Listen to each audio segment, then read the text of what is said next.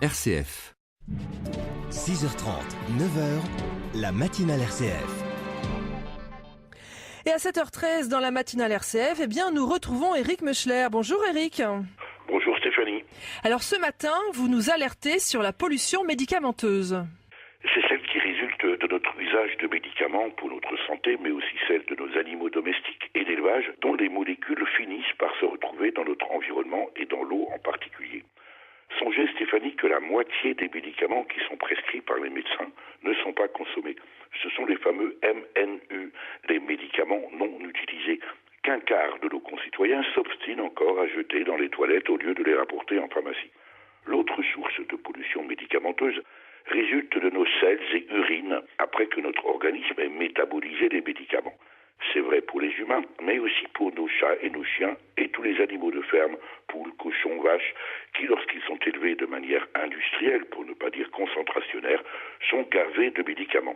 Or, bien que les eaux usées soient quasiment toutes traitées dans les pays développés, les stations d'épuration ne sont pas en mesure techniquement de retenir ces molécules. Des traces d'analgésiques, d'hormones, d'antibiotiques, d'antidépresseurs, d'anti-inflammatoires et autres anticancéreux se retrouvent ainsi dans le milieu naturel, formant au passage d'étonnants cocktails capables de changer le sexe des poissons. Sans compter les molécules issues des produits phytosanitaires, médicaments des plantes, de l'agrochimie, qui impactent directement notre environnement.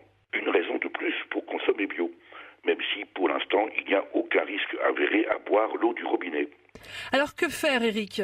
C'est précisément la question que s'est posée un groupe de médecins, vétérinaires et pharmaciens qui, dans le département des Vosges, ont fondé ensemble une association répondant à l'improbable acronyme d'ASOX, l'association pour l'optimisation de la qualité des soins, à l'origine du projet Éco-prescription.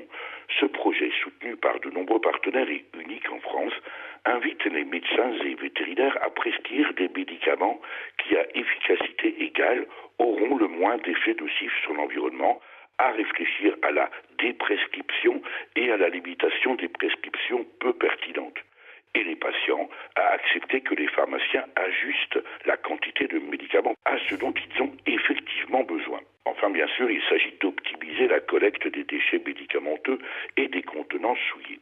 Le projet Éco-prescription, qui pour l'instant n'est mis en œuvre que sur une partie du territoire vosgien, a été présenté lors d'un colloque organisé à Remiremont le 18 novembre dernier sous le titre explicite « Se soigner sans polluer ». Un titre qui est aussi celui du site qui présente le projet Éco-prescription à retrouver sur sesoignersanspolier.com. Il reste à convaincre les fabricants de produits pharmaceutiques de s'engager dans l'éco-responsabilité. Mais avec un marché mondial avoisinant les 1000 milliards de dollars, Stéphanie, ce n'est pas gagné. Merci beaucoup Éric, et on retient cette injonction, tenter de se soigner sans polluer. Merci beaucoup.